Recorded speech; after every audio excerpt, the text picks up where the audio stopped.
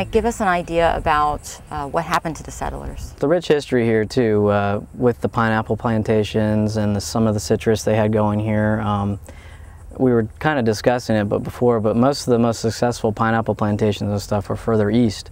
This was kind of a western line one, and as a lot of folks know, we do eventually get a bad frost here and there every couple years, and that wiped out pretty much the main portion of the crop for that year. It was in the late 1890s, 1895, that time period. It pretty much just knocked back the whole crop, and everybody that was here was dependent on that crop had to pretty much leave because they had no other any more commerce here. So Mike, listening around, it feels like we're on sacred land here, so tell me about it. Yeah, this area is kind of the memorial area for the pioneers that settled here in the 1890s. We actually had a cemetery site here that was kind of left over from the settlers, and the monument here kind of just locates that area. It's a memorial now. The cemetery is not present anymore, but it's kind of where we're at. What do you know about the people that were in the cemetery? The best known gentleman was John Foltz, and he actually was kind of the lead pioneer to this area. He was around this part from the very beginning, and shortly after he kind of populated this area, he moved to Fort Pierce and was our first clerk of court for Fort Pierce. Oh, really? Yeah, for St. Lucie County, actually, when they came about for the first time. Okay. So that was pretty interesting, and up until the time he passed, he actually owned land here through the early 1900s. So the significance of the monument is really just to kind of mark where the cemetery was, and make sure that people remember? Yeah, it's just a memorial. It's here to just kind of show the rich history of the area and this actual location of Spruce Bluff, and it's a great little destination on the trail. So it's a part of an eco-tourism site as well. I see when you search online, you do get some information about the history here at Spruce Bluff, and then it kind of directs you to the monument. But should people that come out here to visit, should they follow some rules? Yeah, just stay on the trail. You know, good trail ethics. Typically, you know, if you see any litter, help us pick it up. We love volunteers too.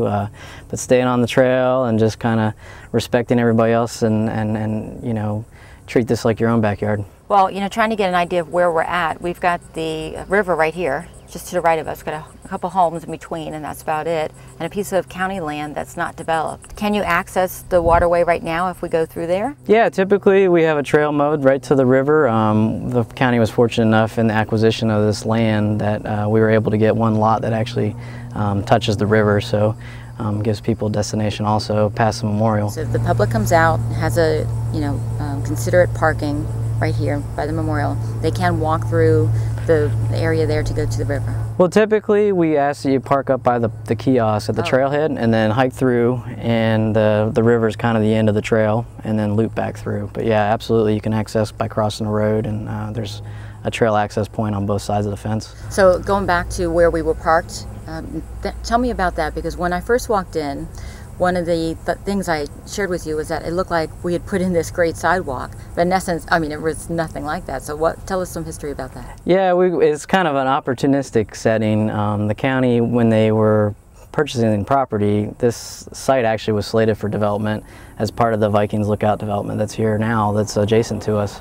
And the little cul-de-sac area and the roadway that comes in is actually part of the platted development when they first started to bring in construction.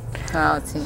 So it works out nice now for ADA though. Yeah, you got a great little trail loop in there. We don't typically have a lot of paved trails here at the county, and this is one of our pristine sites to where you can come in and just have nature surround you. That is awesome. Yeah. So how long is the trail if somebody comes in and does the full loop? If you do this loop on this side, it's about a half mile there and back, and we also have a trail to the south that'll take you down to the Indian Mound, which I think we'll be going to next. Okay, so this time of year, it's get out here early. It's still kind of shady. It's nice. It does get very hot, right? So we want to remind everybody that it's a trail, and so come out here prepared for the heat. Bring lots of water, some mosquito repellent, as you and I are kind of enjoying out here. Absolutely. But it's really well worth it. I would really encourage everybody to come out here. Yeah, it's a hidden gem. You know, just be prepared for the elements, as anywhere in Florida, and you know, times in the winter time may be nicer for some folks, and early spring you don't have the mosquitoes, and then you know, just around the rain time is really when you get mosquitoes, so it's not too bad. But come out here and enjoy it.